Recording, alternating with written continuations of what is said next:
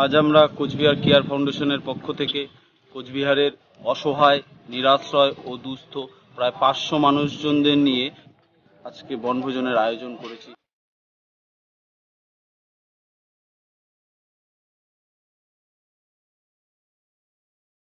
তোরা কোন জায়গা থেকে আসছেন?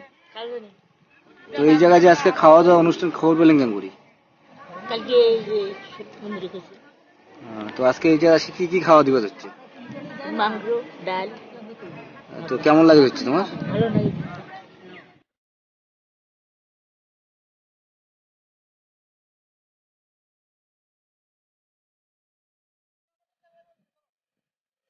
আমাদের এটাতে প্রায় 30,000 টাকার মতন বাজেট আছে।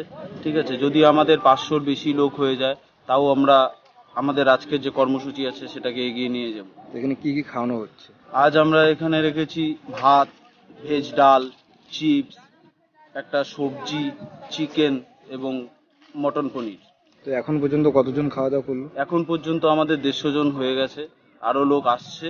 ঠিক আছে, আমরা আজ সন্ধ্যা 6টা থেকে 6:30 পর্যন্ত এখানে আছি। যত লোক আসবে আমরা তাদের প্রত্যেকের মুখে আজকে দুপুরের আহার তুলে দিব এবং তাদের সাথে আজকে এই মরশুমের বনভোজনের মজাটা আমরা উপভোগ করব।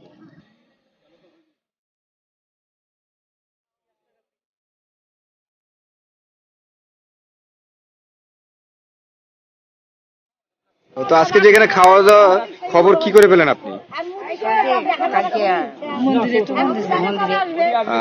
তো এখানে এসে আজকে কি কি খাবার পেলেন?